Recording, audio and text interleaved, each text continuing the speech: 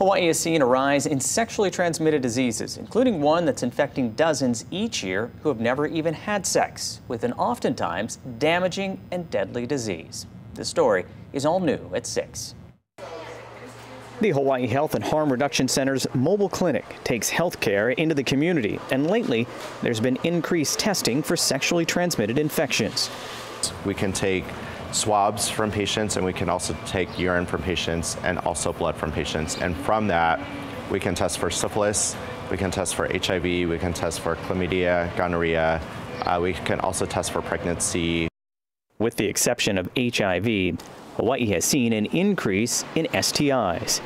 Of most concern to us at the Department of Health is there's been a rapid increase in syphilis over the past few years. Not just for young men, where numbers are traditionally highest. In the past, women have had very few syphilis infections in Hawaii, but we really are seeing a rapid increase in women, and particularly women of childbearing age. That is particularly concerning because syphilis can be passed from a pregnant woman to her fetus, what's known as congenital syphilis. The mom who's pregnant has syphilis and transfers it to the baby, and the babies get very, very sick. Many die. They can be born stillborn. They can have permanent deformities and neurologic damage. Hawaii had 0 cases of congenital syphilis for years, but jumped to a dozen cases in 2020 and around twice that amount by the year 2022.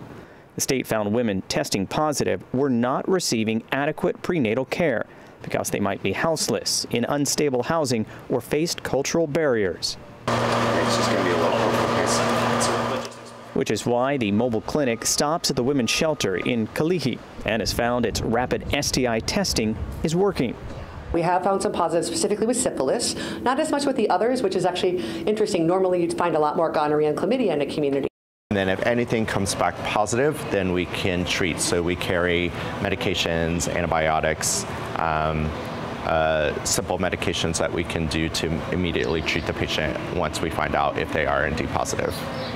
When it comes to syphilis, a simple shot of penicillin will take care of it for most people, while pregnant women will have to have 3 doses of the antibiotics. Part of the challenge, though, with stopping the spread of this STI is people may have it for years but not even know it.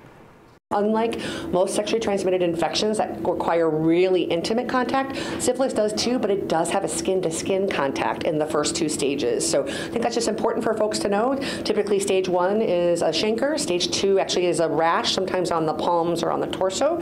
And then by stage 3, you might not even see the symptoms. Left untreated, syphilis can turn into a debilitating or even fatal infection.